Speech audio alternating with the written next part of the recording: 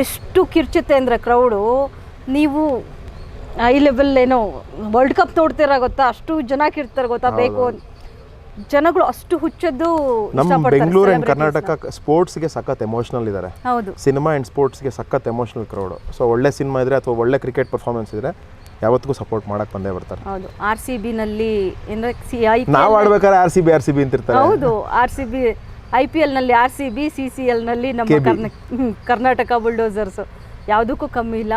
ಖಂಡಿತ ಕಪ್ಪನ್ನ ಈ ಸರಿನಾರು ಗೆದ್ಕೊಂಡ್ ಬರಬೇಕು ಅಂತ ಇಲ್ಲ ಅಲ್ಲ, it's a long time due. ನಾವು 3ನೇ ಸಲ 4ನೇ ಸಲ ಗೆದ್ದಿದ್ವಿ. ಅದಾದ್ಮೇಲೆ 7 ಸಲ ಆಡಿದೀವಿ. ಅದರಲ್ಲಿ 5 ಸಲ ಫೈನಲ್ಸ್ ಹೋಗಿ ಸೋತಿದ್ದೀವಿ, 2 ಸಲ ಸೆಮಿಫೈನಲ್ಸ್ ಅಲ್ಲೇ ಸೋತಿದ್ದೀವಿ. ಸೊ ಕೊನೆ ಹಂತಕ್ಕೆ ಹೋಗಿ ಸೋಲ್ತಾ ಇರೋದು ನಮಗೂ ಬೇಜಾರಿದೆ. ನೋಡೋಣ, ಈ ಸಲ ಆದಷ್ಟು ಪ್ರಯತ್ನ ಪಡ್ತೀವಿ. All the best. ನಮ್ಮ ಹೋಮ್ ಇಂದ ಹೊರಗಡೆ ಹೋಗಿ ಆಡ್ತಾ ಇದ್ರೆ ಗೆದ್ಕೊಂಡ್ ಬನ್ನಿ. ಥ್ಯಾಂಕ್ ಯು, ನಿಮ್ಮ ಸಪೋರ್ಟ್ ಇರಲಿ. ಯಾಕಂದ್ರೆ RCB ಲಾಸ್ಟ್ ಟೈಮ್ ಮನೇಲಿ ಯಾವತ್ತೂ ಗೆದ್ದಿಲ್ಲ, ಹೊರಗಡೆ ಗೆದ್ಕೊಂಬಂತು. ಈ ಸರಿ ಮನೇಲಿ ಆಡ್ತಿಲ್ಲ, ಹೊರಗಡೆ ಗೆದ್ಕೊಂಡು ಬರಲೇಬೇಕು ಅನ್ನೋ ನಮ್ಮ ಒಂದು ಆಶಾಭಾವನೆ. Thank you.